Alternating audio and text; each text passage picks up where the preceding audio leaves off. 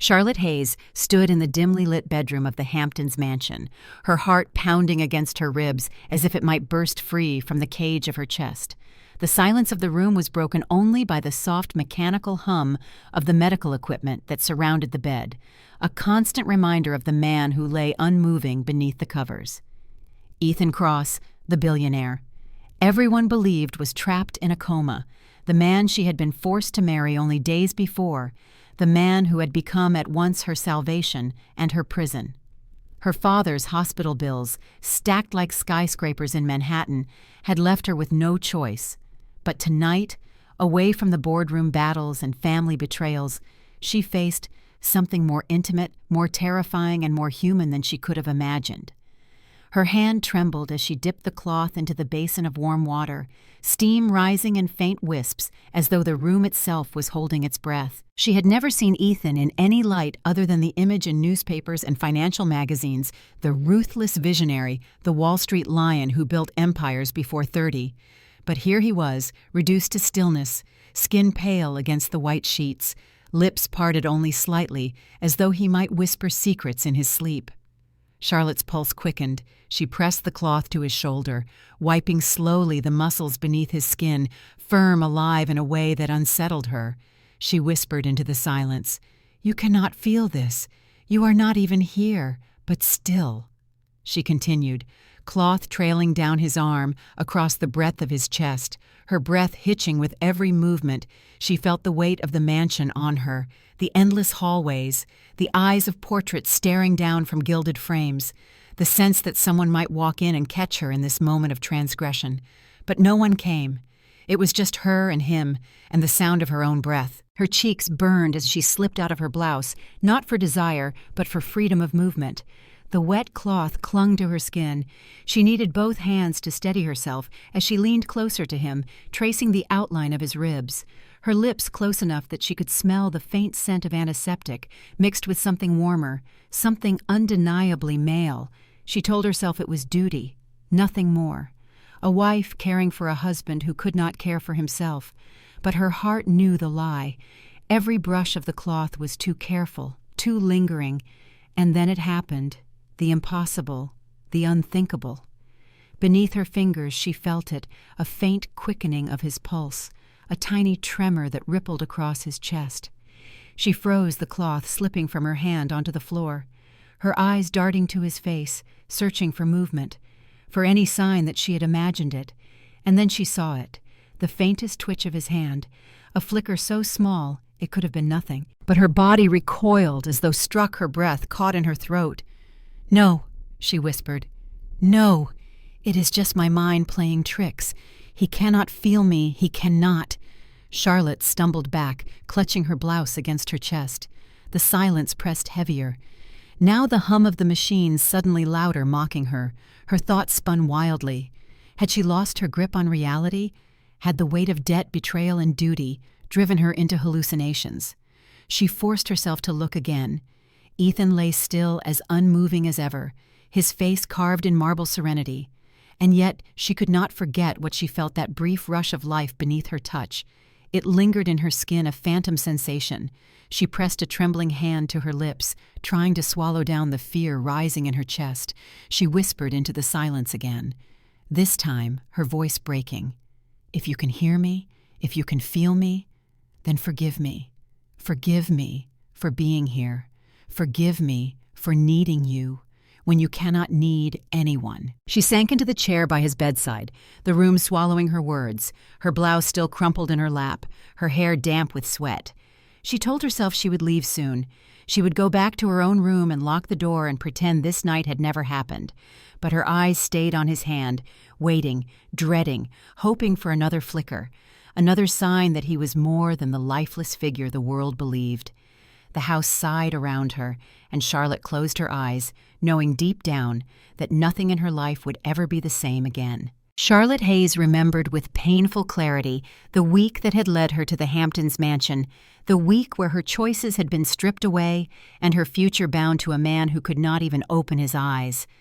It had begun in the harsh white corridors of New York Presbyterian Hospital, where her father lay in a private room, machines clicking and beeping in a rhythm that drained the life out of her. Her father's once powerful voice, the voice that had guided her through childhood debates and late-night pep talks, had faded to a hoarse whisper, and the bills had piled up like an avalanche. She could never climb her mother. Margaret, sharp as glass and colder than January wind, had thrust a folder into her hands, filled with invoices and overdue notices, her words clipped and merciless. "You think love will pay these bills? You think Ryan Carter with his empty promises will save your father? Grow up, Charlotte. It is time you stop being a dreamer." Charlotte had trembled, anger and fear colliding inside her. But before she could speak, her mother slid a glossy magazine across the hospital tray. On the cover was Ethan Kross, the billionaire CEO of Cross Industries, once called the Lion of Wall Street. His jaw strong, his eyes like steel, but the headline read, "The Fall of a Titan. Ethan Kross in coma after mysterious accident." Her mother's lips curved into something cruel and triumphant. "This is your salvation. The Kross family has approached us. They want a bride for their comatose heir. His grandmother believes that marriage will stabilize the company's image. You marry him, you secure the trust fund, we pay your father's bills, otherwise he dies. And we lose everything." Charlotte's breath caught the idea was monstrous, marrying a man who could not consent, a man reduced to silence. But her mother's eyes were relentless, and behind her she heard her father's weak cough. His attempt to lift a trembling hand toward her, his voice faint as he whispered, "Do it if it keeps you safe, my little girl. Do it if it means you can breathe." She wanted to scream to refuse, but the walls closed in, and Ryan's name burned in her chest. Ryan Carter, the man who had once told her he would stand against the world for her, who had written her promises on napkins and whispered forever into her ear. Under starlit skies she ran to him, desperate, meeting him in the shadows of a bar downtown, telling him everything, begging him to take her away before the wedding could be arranged. Ryan listened, his hand warm on hers, his eyes soft with feigned sorrow. "I love you, Charlotte," he said. "But think of your father. Think of the money. Marry him temporarily. Then we will find a way out. I will be waiting." Her heart cracked at the betrayal hidden in those words, but she was too blind to see the rot beneath the surface. And so the day came, the day of her wedding. The hotel ballroom gleamed under chandeliers, gold and crystals sparkling like false stars. Guests whispered behind silk gloves and tailored suits, gossip spreading like wildfire. Is she really marrying him? The one who cannot even speak. What a scandal. What a fortune. Charlotte stood at the altar, the weight of the gown suffocating her, the veil blurring the faces of strangers who judged her every breath. And there he was, Ethan Kross, still and regal in his wheelchair, a nurse discreetly adjusting the IV that trailed behind him, his face handsome even in its lifelessness. Charlotte's throat burned as she forced the vows from her lips. For richer or poorer in sickness and in health, she spoke to a man who did not answer her voice, cracking when she said, "I do," the words echoing like a prison sentence. The priest's voice rang out announcing them husband and wife, and the applause was scattered uneasy. Charlotte dared to glance at Ryan in the crowd, expecting a flicker of support, but his eyes were cool, calculating, his lips pressed in a thin line that promised nothing. Later that evening, he approached her in the corridor outside the reception hall, where champagne flowed and laughter rang hollow, his voice low and filled with bitterness. "Congratulations, Mrs. Kross, though to me, you will never be anything but. Charlotte, do not forget me when he dies. We will claim the fortune together." Her stomach twisted, realization dawning too late. Ryan was no savior. He was another predator circling the weakened prey. She turned back toward the ballroom, toward the music, and the hollow cheer, her heart thudding with dread. The Kross family matriarch, Eleanor Kross, swept toward her, tall and commanding in a gown of midnight velvet, her diamond brooch glittering like a weapon. She studied Charlotte with eyes that missed nothing, cold but strangely approving. "Welcome to the family," she said. "Your role is simple. Stand by him, protect the Kross. Name and remember every step you take now belongs to this legacy." Charlotte bowed her head, the veil sliding like a shroud, and in that moment she understood the cage had closed. Her father's survival bought with her freedom, her mother's satisfaction carved into her bones, Ryan's betrayal festering in the corners of her heart. She was no longer Charlotte Hayes, she was Charlotte Cross' wife, to a man who could not speak, chained to an empire she did not want, and yet somewhere deep inside, beneath the fear and humiliation, a spark flickered. A stubborn ember that whispered she would endure, she would survive. And maybe, just maybe, she would find a way to turn the prison into a path. Though she could not know then that Ethan Cross, silent and still, was listening, and that her every word, every vow spoken in despair would soon become the thread binding them together in ways neither of them could escape. Charlotte Hayes entered the Hamptons mansion for the first time as Mrs. Cross with a heart weighed down by dread and disbelief. The sprawling estate rose against the Atlantic sky like a fortress of wealth, every marble pillar and glass wall gleaming with power she had never wanted.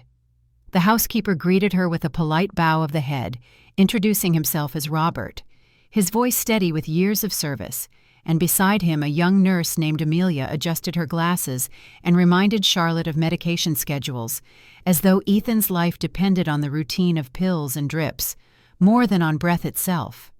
Charlotte followed them into the bedroom that was now hers by title, if not by desire. Ethan lay there, unchanged, his body straight beneath crisp sheets, his face sculpted and cold, the machines around him whispering in constant vigilance. The silence pressed on her until she spoke softly, a stranger's words tumbling out. "Hello. Ethan? I guess I am your wife now." She laughed bitterly at herself, for the man gave no reply, no flicker of recognition, only the steady beat of machines. The days blurred as Charlotte adjusted to her new reality. The halls were long and echoing portraits of Cross ancestors staring with judgment from their golden frames. Meals were served by staff who eyed her with a mixture of pity and suspicion, as though they doubted she could ever fit into this world. Nights were the hardest alone in her room, with the ocean wind rattling the windows. She would find herself drawn to Ethan's side, whispering confessions into the dark, telling him about her father's illness, about how much she hated Ryan for his betrayal, about the loneliness that gnawed at her, even when surrounded by chandeliers and champagne. Sometimes she swore she saw his eyelids twitch, a trick of her exhausted imagination. But she held on to it anyway, as though the silent man was the only witness left who could not judge her. One evening, the Cross family matriarch arrived unannounced.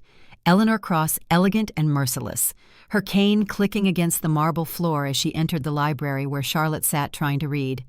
Eleanor wasted no words. "You may have taken vows to my grandson, but that does not make you part of this family yet. The board is restless. Shareholders doubt Ethan's future if he does not produce an heir. This company and this legacy could fall into ruin." Charlotte froze, confusion mingling with dread. "I cannot give him an heir. He is—" She stopped the word, comatose sticking in her throat. Eleanor leaned forward, her eyes sharp. "There are ways, medical ways. What matters is not his condition, but his name. If you want security, if you want to ensure your father's treatment is covered, then you will do your part." Charlotte's stomach turned. The thought felt like another cage. She returned to Ethan's room that night, standing over his still form, whispering angrily, "They want me to bear your child as if I am nothing but a vessel. Is that all you see me as, too?" Silence answered, and yet she felt a heaviness in her chest, a strange desire to prove she was more than the pawn they wanted her to be. Ryan appeared days later, slipping into the garden like a shadow, his words honeyed and poisonous. "You do not have to go through with it. Pretend you are pregnant. Tell them the heir is coming when he dies. We will take the fortune together." Charlotte recoiled, anger and disgust burning. "You would have me lie to secure your greed." Ryan's smile faltered, but his hand gripped hers with a force that revealed his desperation. "Do not forget who you loved first." Charlotte tore away, running back inside her pulse. Shaking back in Ethan's room, she collapsed into the chair beside him, burying her face in her hands. "I do not know who to trust," she whispered, "except maybe you, even if you cannot hear me." She lifted her head. eyes shining with unshed tears. And for the first time she touched his hand, not with duty, but with need. A quiet spark that promised the prison she lived in might one day become something else entirely. Charlotte's days inside the Hamptons mansion began to take on a rhythm she never wanted, yet could not escape morning sunlight spilling through tall windows onto polished floors, staff moving quietly around her, as if she were a ghost, haunting a place that was never hers, and always Ethan in his bed. Still and silent, a reminder of vows spoken in desperation. But as days turned into weeks, Charlotte felt her defiance grow. She was not a vase to be placed in a corner or a pawn to be shifted across a board. She was flesh and blood with anger that burned and sorrow that demanded to be heard. She began spending more hours by Ethan's side, not because Eleanor demanded appearances or because the staff expected her to play dutiful wife, but because she felt a strange pull toward the man who lay unmoving. She found herself speaking to him as though he were a confessor, telling him of the dreams she had before her father's illness, of the art shows she used to attend in Brooklyn, of the poetry readings that made her feel alive. She confessed her fear of becoming nothing but an ornament in a legacy that would swallow her whole. Sometimes she laughed through her tears, calling herself foolish for pouring her heart into the ears of a man who could not hear, and yet the more she spoke, the lighter her chest felt. One evening after a storm had rattled the mansion with thunder and rain, Charlotte carried a basin of warm water into Ethan's room, the flickering lamplight casting shadows across his face, her breath shallow as she set the basin on the table. Tonight she would do more than whisper. She would act. She dipped the cloth and pressed it to his chest. Steady this time, her hands no longer trembling but firm. She told herself it was an act of care, a wife tending to her husband, but deep inside she knew it was also rebellion, a declaration that she would not be passive, she would not shrink. She stripped off her blouse again, her skin prickling in the cool air, the cloth sliding across her shoulders as she bent closer, the intimacy undeniable, her lips inches from his skin, as she whispered truths she had never told another soul. "I hate them all," she murmured the board. "My mother, Ryan. They think I am weak. They think I will bend until I break, but I will not. I will use this name, your name, to take back what they stole. I will fight them with the strength they never thought I had. And if you can hear me, if you are still inside, there know that I will not let them destroy me." Her voice cracked as she added, "I will not let them destroy you either." She pressed the cloth over his arm, squeezing water across his skin, and in the flicker of lamplight, she thought she saw his fingers twitch. She froze, her heart leaping into her throat. "Ethan," she whispered, but there was no answer, only the soft hiss of the machines. She laughed nervously, tears slipping down her cheeks. "I must be losing my mind." But as she continued, the movements grew gentler, almost tender. She spoke of her childhood, of her father lifting her onto his shoulders at baseball games, of her mother's relentless criticism, of Ryan's promises that had turned to knives. Her words filled the room, and for the first time it felt less like a confession and more like a conversation, as if the silence between her words was not empty, but listening.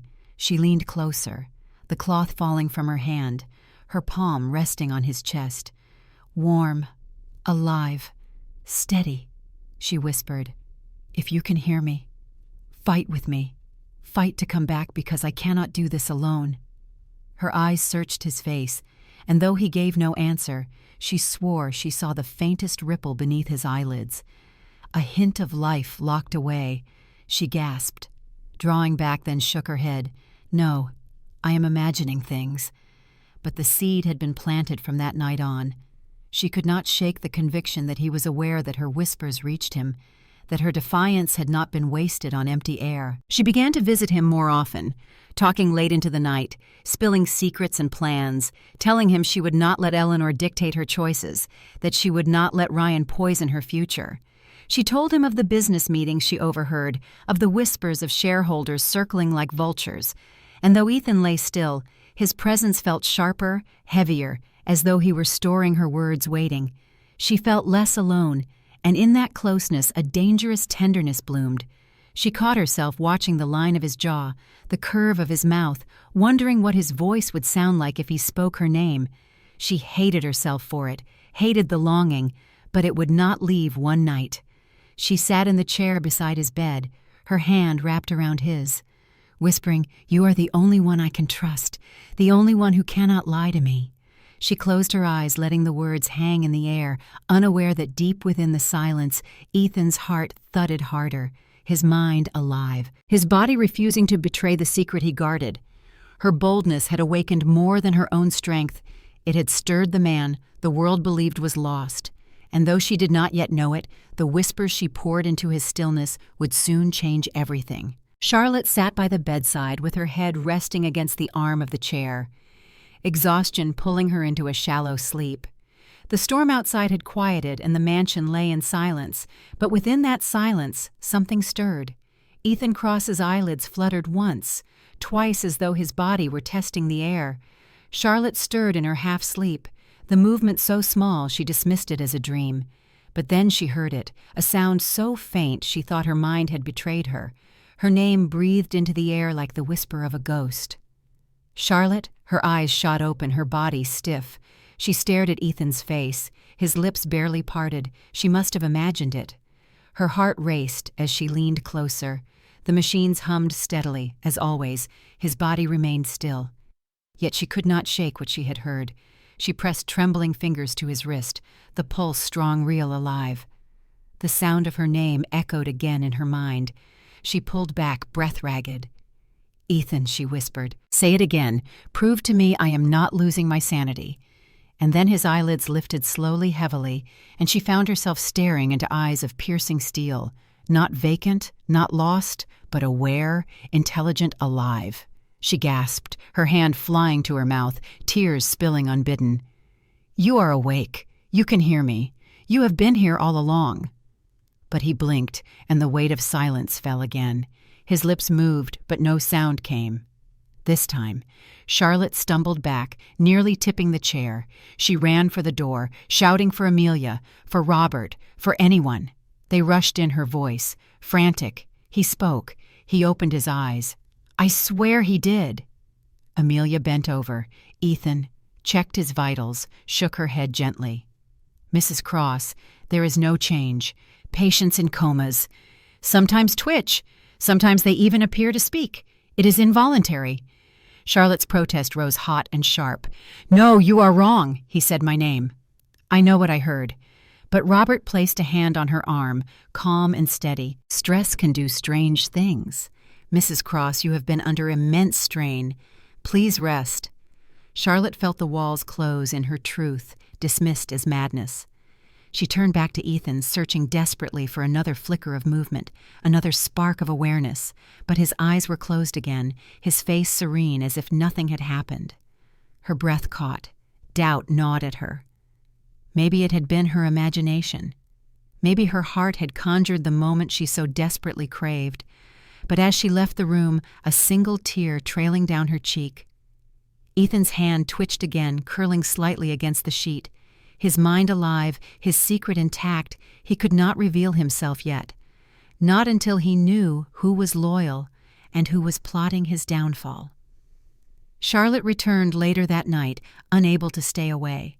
Her voice breaking as she whispered, "If you can hear me, please do not let me think I am crazy. I need to know I am not alone." She leaned close, waiting for a sign. But Ethan lay still, and she forced herself to turn away, not knowing that in the darkness of his mind he had heard her every word, storing them like weapons, like treasures, knowing that the moment to reveal himself was coming soon, and when it did, the world around them would never be the same. In the weeks that followed, Charlotte's conviction that Ethan had spoken her name, the walls of the mansion became both sanctuary and cage. She spent her days oscillating between hope and doubt, replaying the moment in her mind until she almost believed she had conjured it. Meanwhile, outside the bedroom, the empire Ethan had built trembled under the weight of ambition and betrayal. Cross Industries board members gathered in glass towers overlooking Manhattan, their voices sharp, their patience thin. Shareholders worried about leadership rivals circled like sharks, sensing blood. And within this storm, Ryan Carter reappeared sharper than ever, slipping into the role of concerned advisor, whispering poison into Margaret Hayes' ear. "Your daughter has no power. The board will never respect her, but if she signs over Ethan's voting shares to me, I can stabilize the company, protect her father's treatment, and secure her future." Margaret nodded, eyes gleaming with calculation. While Charlotte remained ignorant of the meeting, Ryan pressed further, painting pictures of Charlotte as incapable, painting himself as savior, while in truth he sought to strip Ethan of everything. Back at the mansion, Eleanor Cross summoned Charlotte into the study, the matriarch's voice low and commanding. "The board is restless. We need signatures. We need certainty. Sign this transfer of proxy. It will allow the directors to act in Ethan's stead." Charlotte's hands trembled as she held the paper. Her instincts screamed, "No," but her mother's voice over the phone was relentless, reminding her of the bills, the debts, the promise she made. Charlotte walked back to Ethan's room, clutching the pen, tears pressing behind her eyes. She sat by his side, whispering, "They want me to give them everything. Your name, your power. And if I refuse, they will crush me." Her voice cracked as she pressed the paper to his bedside table. "Help me, Ethan. If you are in there, give me a sign." Unbeknownst to her, Ethan was listening, his mind sharp. His strategy unfolding, he had chosen to remain silent, to expose the traitor's microphones hidden discreetly in the mansion. Captured Ryan's conversations, Margaret's schemes, Eleanor's cold bargains, all feeding into a file Ethan was building quietly through his trusted aide outside the walls each night. As Charlotte poured her heart into his silence, he memorized every detail, every name, every betrayal. Though his body would not yet obey his commands, his mind was already preparing for war. One afternoon, Charlotte overheard Ryan in the garden with Eleanor, his voice confident. "When Ethan is declared legally incapacitated, the company will fall into my control through Charlotte. She cannot resist forever." Eleanor's reply was sharp as a blade. "Do not underestimate her. She may be young, but she is not a fool. If she senses our designs, she will fight." Ryan scoffed. "Then I will break her." Charlotte froze, the blood draining from her face. She fled back to Ethan's room, her breath shallow. She collapsed at his bedside, whispering frantically, "They are planning everything. They are going to use me, Ethan. I cannot fight them alone." She pressed her forehead to his hand, unaware of the faint tightening of his fingers, the machine steady in their song. But inside Ethan's chest, a storm raged. He had the confirmation he needed. Ryan and Margaret, the very people Charlotte trusted, once had revealed themselves as predators. His patience burned, but he knew the time to reveal himself had not yet come. He would let them push, let them tighten the noose, then he would strike. Charlotte drifted into uneasy sleep by his side, haunted by the knowledge of betrayal, while Ethan's eyes flickered beneath closed lids, the lion preparing to wake, not as victim, but as conqueror. The morning Ethan Cross chose to open his eyes to the world was a morning that began like any other. Charlotte had risen early, her body heavy with fatigue, her heart wrapped in dread. She carried a tray of tea into the bedroom, whispering words she barely believed herself. "I do not know why I keep talking to you. Maybe it is because you are the only one who cannot lie." She set the tray down, turned to adjust the curtains, and froze when she heard it, the sudden scrape of movement against the sheet. She spun around, and there he was, no longer a statue carved from marble, but a man awake, his eyes open, steel gray and unyielding. Charlotte gasped, the cup slipping from her hands and shattering on the floor. Ethan's gaze met hers steady. Alive, commanding, her lips trembled as she whispered, You are awake." Ethan's voice was low, rasping from disuse. "Prepare the papers. We are getting a divorce." Charlotte staggered back, the words slicing through her chest like glass. What? After everything? After weeks of pouring her heart into his silence, this was his first demand. Her throat closed. She wanted to scream, to demand answers, but Ethan's expression remained cold, unreadable. Staff rushed in at the sound of breaking porcelain gasps filling the room. Word spread like wildfire through the mansion, through the city, through the boardrooms of Manhattan. Ethan Cross, the lion thought to be lost, had returned. Television screens blazed with headlines. Billionaire Ethan Cross Awakens shares of Cross Industries soared in frantic trading. The board scrambled to adjust strategies, but Charlotte felt none of the triumph, none of the relief the world celebrated. She stood at the edge of the room staring at the man she had married in silence, who now treated her as though she were nothing. The matriarch. Eleanor arrived swiftly, her eyes shining with tears, her hands trembling as she cupped Ethan's face. "Thank God, my boy, you are back," she whispered. But even as family crowded around his bedside, Charlotte slipped into the shadows. Her heart breaking later that evening, Ethan walked slowly into the great hall, aided by a cane, his presence sending ripples through the staff, his voice steadier. Now Eleanor at his side as he faced the board in an emergency gathering. "The lion has returned," he announced, his gaze sweeping over the directors, each man and woman shrinking beneath the force of his stare. "Cross Industries will not fall. Not today. Not ever."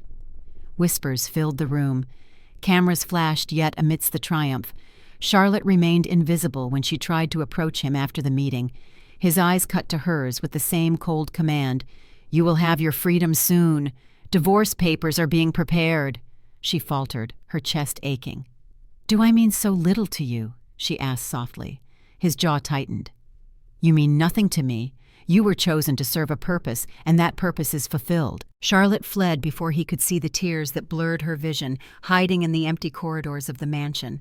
She pressed her back to the wall and slid to the floor, sobs breaking free, unaware that Ethan, standing at the top of the staircase, watched her crumble with eyes that betrayed a flicker of something deeper. Something he refused to name that night alone in his study. Ethan pored over the files his aide had compiled, the recordings, the betrayals Ryan and Margaret exposed in damning clarity. He clenched his fists, fury burning through him. But when his eyes fell upon a different recording, Charlotte's voice whispering confessions to his silent body, his heart wavered. The sound of her pain, her defiance, her vulnerability struck him harder than any betrayal. Yet he forced himself to harden again. Better. She hate him. Better. She walk away for. He could not afford weakness. Not now. Not when enemies still circled. Still he could not erase the image of her in tears. And though the world cheered his awakening, Ethan Cross knew the battle ahead would not be against his enemies alone, but against the walls he had built around his own heart. Rumors travel faster than truth in a city like New York, and within days of Ethan Cross's awakening, whispers turned into headlines, and headlines turned into scandal. Ryan Carter moved first seeding lies with the tabloids, feeding reporters stories that Charlotte Hayes, now Mrs. Cross, had not been the loyal wife tending to her comatose husband, but a schemer who spent her nights in the arms of another man. Anonymous sources claimed to have seen her with Ryan. During Ethan's silence, photographs conveniently blurred appeared in gossip columns. Charlotte opened the morning paper in shock, her tea spilling across the table as her eyes traced the words, "Adulterous bride betrayed the billionaire lion." The accusations cut deeper than knives. She stormed into the mansion's library where Ethan sat alone reviewing contracts, his face cold as marble. "Why are you not stopping this?" she demanded. "Your silence makes it look true." Ethan's gaze did not lift his voice, calm as steel. "If you have nothing to hide, then endure it." Charlotte's heart broke further. "You know it is not true.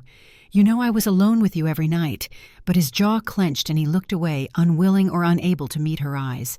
What she did not know was that inside his chest, war raged. Every whisper of rumor stoked his fury. Not at her, but at Ryan. The viper he had once suspected now confirmed as traitor.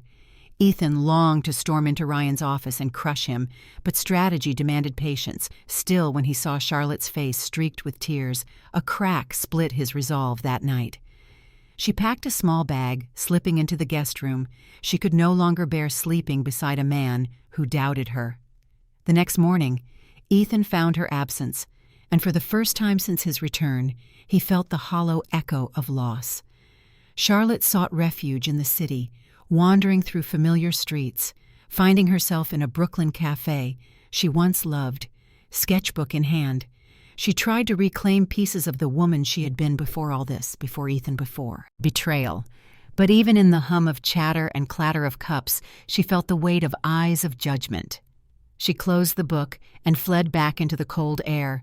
Meanwhile, Ryan continued his campaign. He appeared at charity galas, flashing sympathetic smiles, claiming Charlotte had begged him for comfort, while Ethan lay helpless. He painted her as ambitious as unfaithful, and the city devoured the story. Ethan read each article with hands curled into fists, fury burning hotter with every line. Yet when Charlotte returned to the mansion to collect more clothes, he confronted her, his voice sharp. "Tell me the truth. Did you ever see him while I was under?" Her eyes widened in disbelief. Her voice cracked. "I talked to you every night, Ethan. I fought for you when the whole world dismissed me. If you think I betrayed you, then you never knew me at all." She turned away, her body trembling, her pain raw. Ethan reached out but stopped, his hand hanging in the air. She stormed out, her words lingering like ghosts. "I am not your pawn." Ethan collapsed into the chair alone, staring at the door she had closed behind her, his heart twisting in ways he had long forbidden himself to feel. He wanted to call her back to admit the truth, that he had heard every whisper, every confession during his coma, that her voice had been the only tether to his sanity, but his pride, his fear of vulnerability chained his tongue. Charlotte moved into a small apartment in Queens, trying to build a life free from the Cross name. She found work sketching for a design studio, her days simple, her nights restless. Ethan watched from afar, through quiet channels, his chest tightening each time he saw her silhouette in photographs, taken by those who still followed her. He told himself he let her go for her sake, but in truth he was unraveling without her. Ryan, sensing opportunity, pressed harder. He offered Charlotte money, protection, promises. She rejected him with fire, but his lies had already spread so wide that even her colleagues looked at her with suspicion. Ethan finally snapped one night, throwing the papers into the fireplace, his reflection in the glass, cold and broken. He realized too late that he had tested her too cruelly, and lost her, not to betrayal, but to his own walls. Charlotte, meanwhile, lay awake, staring at the ceiling of her small apartment, whispering to the silence the same words she once spoke to Ethan in the mansion. "I am stronger than they think. I will not be destroyed." But her heart ached, and for the first time she admitted to herself she had loved him truly, and perhaps still did. The storm of lies had left them both adrift in separate worlds, bound by anger and longing, neither willing to admit how much they had already lost. Charlotte thought she had escaped the chaos by retreating to her small apartment in Queens, but the storm was only gathering. Ryan Carter, desperate and cornered after Ethan's public resurgence, hatched a darker plan. He intercepted her one evening as she left the design studio, the streetlights flickering against his sharp smile before she could scream. His men pressed a cloth to her mouth, dragging her into a black car. When she woke, her wrists were bound to a chair in a warehouse by the docks, the smell of salt and rust heavy in the air. Ryan stood before her, his suit immaculate, his eyes wild. "You could have had it all with me," he spat, "but you chose him. Even comatose, Ethan is the ghost between us." Charlotte glared defiant. "I would rather rot here than belong to you." Ryan's hand slammed against the chair beside her head, his voice rising. "Then you will watch him lose everything unless Ethan signs over his shares." Charlotte's chest tightened, fear for Ethan eclipsing her own safety. Ryan's plan was simple: use her as bait, force Ethan into submission. What Ryan did not know was that Ethan already knew through his network of loyal aides. The message reached him quickly. Charlotte, taken by Ryan, demanding a meeting at the docks. Ethan prepared without hesitation, his body still healing, but his resolve unshakable. He arrived under the cover of night, his car headlights slicing through fog, his cane tapping against the ground as he approached. His voice rang, cold release. "Her, Ryan, or tonight will be the end of you." Ryan smirked, confident with armed men at his side. "Sign the papers. Ethan and she lives." Ethan's gaze flicked to Charlotte, bound, trembling yet fierce, then back to Ryan. His lips curved into a thin line. "No more pretending. I will not let her go. Not to you, not to anyone." In that moment, Charlotte's breath caught tears spilling as she realized his words were not only defiance, but confession. Ryan waved the papers angrily. One of his men shoved a gun toward Charlotte. Ethan moved faster than anyone, expected, driving his cane into the man's wrist, the gun clattering to the floor. Chaos erupted, fists and shouts echoing. Ethan fought with brutal precision, though weakened his fury, lent him strength. He shielded Charlotte as bullets ricocheted off steel beams. The fight culminated in Ryan lunging with a knife, but Ethan caught his arm, twisting it until the blade fell, clattering. Ethan's fist connected. Ryan collapsed, bloodied. The sirens wailed in the distance. Ethan dropped to his knees beside Charlotte, his breath ragged, his hand fumbling with the ropes. She was free at last. She flung her arms around him, sobbing against his chest. "You came for me. You should not have risked it." He held her tight, his voice hoarse. "I would risk everything I have lived in lies too long, but not with you. Never with you. No more pretending. I cannot let you go." Charlotte clutched his shirt, her body shaking with relief, her tears soaking into him for the first time. She saw not the cold, untouchable Titan, but the man beneath, scarred and breakable. Her heart surged with love, undeniable. Ethan winced, blood staining his side. He had taken a blow during the struggle. Panic rose in her throat. She pressed her hands to the wound. "Stay with me. Please stay." His gaze softened even through the pain as he whispered, "I chose this fight because you are the only thing worth choosing." The police stormed the warehouse, dragging Ryan and his men away. But Charlotte barely noticed. Her world narrowed to Ethan in her arms. The night that began, with fear, ended with a vow etched in blood and tears from forced marriage to betrayal to danger. She finally understood that the bond between them was no longer a cage. It was a choice, and it was hers as much as his. She kissed his forehead, whispering, "We will make it through this together." And for the first time he believed her. The days after the warehouse rescue blurred together in a haze of hospital corridors, antiseptic air, and whispered prayers. Charlotte never left Ethan's side. Her fingers laced through his as he recovered from the wound that might have stolen him away. Nurses came and went with charts and IVs, but to Charlotte, each hour felt like a fragile gift. She watched him breathe. She watched his eyes open and close, and she realized with aching clarity that the man she had once resented had become the man she could not live without. Ethan regained his strength, slowly, his frame still imposing, even as weakness lingered. One morning he asked Robert, the loyal housekeeper, to bring him a small velvet box. Charlotte assumed it was another business matter until Ethan turned to her, his gaze steady, not cold but raw and vulnerable. He opened the box, revealing a simple gold band. No diamonds, no corporate grandeur, just sincerity, his voice low and resonant. "This is not a deal, not a strategy, not a vow spoken under duress. This is just us. Charlotte Hayes, will you choose me not because you have to, not because the world demands it, but because you want to?" Tears blurred her vision. She covered her mouth, her heart bursting. "Yes, Ethan, yes.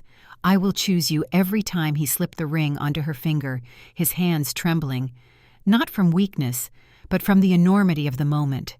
Charlotte fell into his arms, and for the first time their kiss was not born of pretense or desperation, but of pure, unfiltered love. The world outside raged.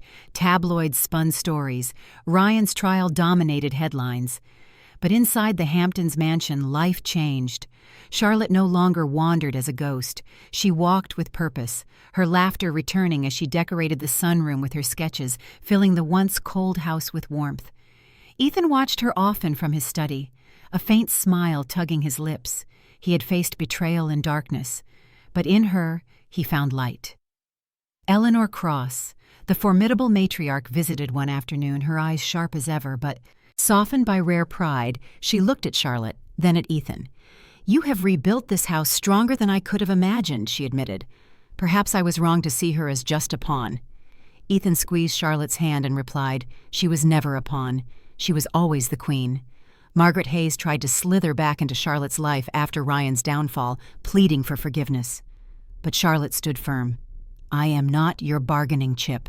I am not your ticket to survival. I am your daughter, and you sold me to the highest bidder." Margaret's face crumpled, but Charlotte walked away stronger, her father's memory guiding her, her own choices now her own. Ethan and Charlotte took a trip months later to a quiet cabin in Vermont, away from the flashing cameras and ruthless boardrooms. Snow blanketed the ground, fire crackled in the hearth. Ethan wrapped a blanket around her shoulders, whispering, "I faked a coma to escape a prison of lies, but I found freedom only in your love." Charlotte leaned into him, her eyes closing with peace for the first time in years. They spoke of children, not as heirs or bargaining chips, but as a dream to share together. They planned trips not for business but for joy. Concerts, art exhibits, simple dinners under the stars. And every night before they slept, Ethan brushed his hand over hers, murmuring, "No more pretending you are my truth." Charlotte replied, "Always your truth." And in that cabin far from the world they sealed their redemption, not with contracts or signatures, but with the beating of two hearts. Finally free from chains, their love had been born of force, grown through pain, tested by lies, but it endured and became something unbreakable, something real. And as the snow fell outside, Charlotte whispered happy ending, and Ethan kissed her softly, answering no, not ending, just beginning.